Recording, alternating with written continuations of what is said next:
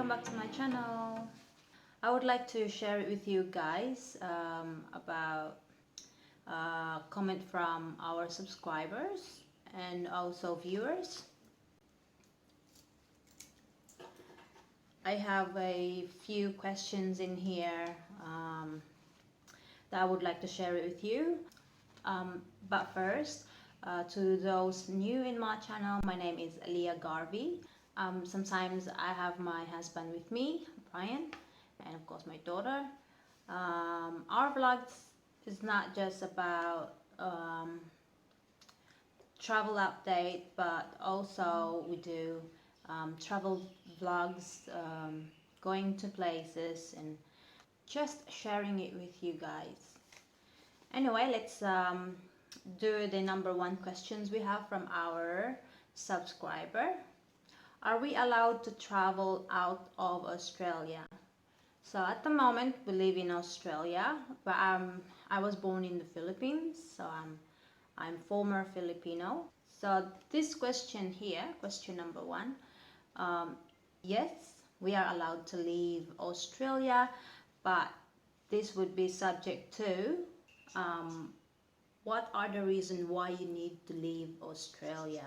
First, you will need to download and print out a statutory declaration from their website.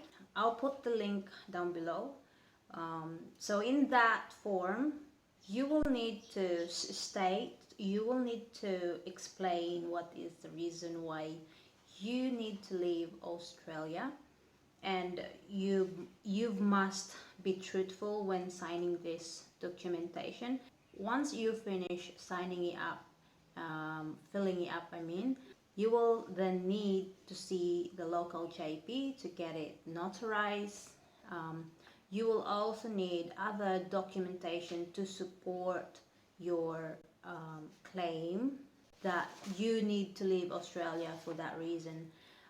It's like me, I was born in the Philippines. Then I have to present to them my birth certificate and also my old Filipino passport to show that yes, I was a Filipino citizen before and I was born in there, and my parents and my family lives in there. And also, if you have property or you own business in the Philippines under your name, you also need to get that certified, the copy, because you can use that, you can attach that as one of your documentations to prove that you have a reason to go to the Philippines for that reason. Okay, they say boarding is closed until 2024. So Australia's as long as you have your travel exemption and you get approved by the Australian government, then you can leave anytime. Are there a flight available from Australia to the Philippines? If you look online, the flight you can look at, but the problem there is, if you're new in my channel, I did made a vlog about our flight booking being cancelled by the airline, and this is because of the travel cap in the Philippines. So there's only very limited, they only allowing 1,500 people a day arriving in the Philippines. Okay, why are you traveling to the Philippines in this time period? That is because we have to go back to look after our property. We have to support our parents. I haven't been back in the Philippines for the last 4 years straight, working, and my parents needs to look after also their own interests. They also have their own property now, and also business that they must look after. And yeah, so that's the reason why we have to go. It's because of business travel. Do you need travel exemptions to enter the Philippines. Okay, for travel exemptions to enter the Philippines, I'm just going to read this advisory travel guide from the Department of Immigration in the Philippines. So who are those travelers that actually needs travel exemption to enter the Philippines? Okay. Those are the foreign nationals who are holders of valid and existing special resident and retirees visa or Section 9A visa. So this, I can hear the airplane outside. Anyway, so these are foreigners that wants to retire in the Philippines or already have a residence and retirees visa. Also, foreigners who are married to a Filipino citizen or former Filipino citizen who are traveling by themselves, so they're not traveling together. So she might be, or he might be, the Filipino might already be in the Philippines, and the foreigner have to travel to enter the Philippines by themselves. They are the one that needs to present a exemption documents issued by the Department of Foreign Affairs. So like here in Australia, if I'll leave Brian here and I'll go to the Philippines without him and he wants to join me later down the track, then he will then need to contact the Philippine immigration here in Australia, like the Philippine Consulate General in Sydney or the Philippine Embassy in Canberra or Melbourne or in Perth. So he must have that documentation. Anyway, guys, before we find it out all this information, we tried to contact the Philippine immigration here in Australia.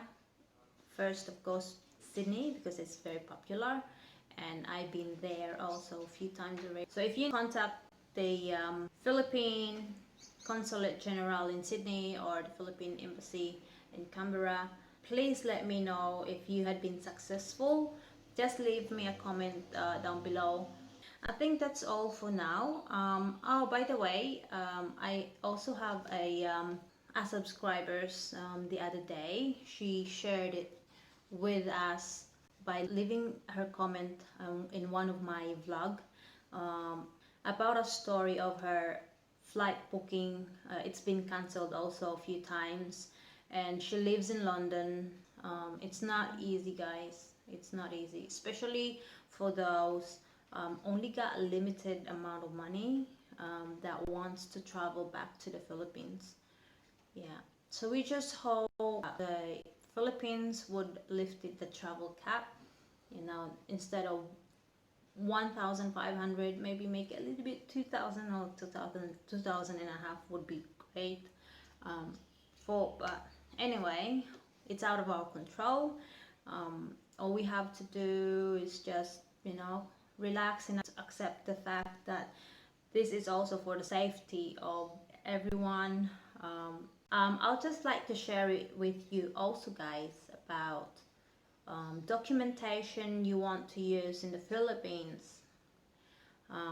Let's say you might want to use that documentations for filing a case or presenting it into the government, or you might want it to be registered to be genuine documentation in the Philippines, and that is a foreign documentation.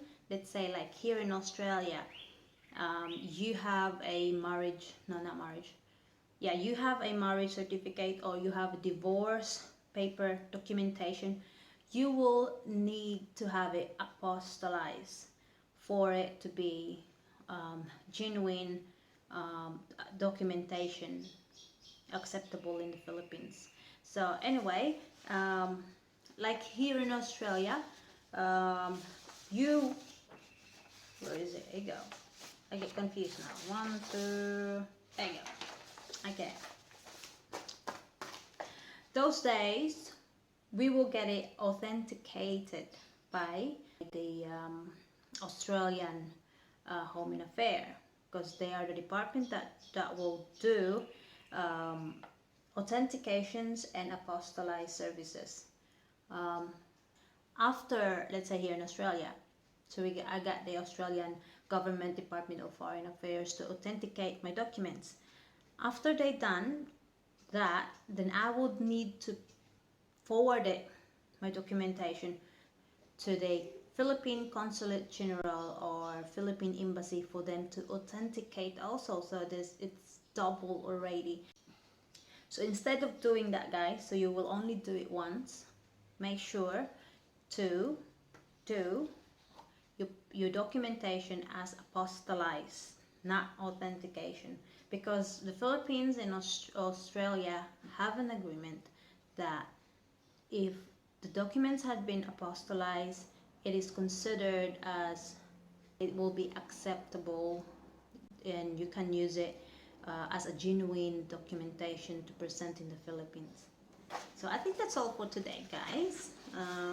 I did share a few, and if you have other questions or you would like to share something with us, guys, please leave a comment below, and I'll try to make another vlog if there's enough comments in there that I can make a vlog of.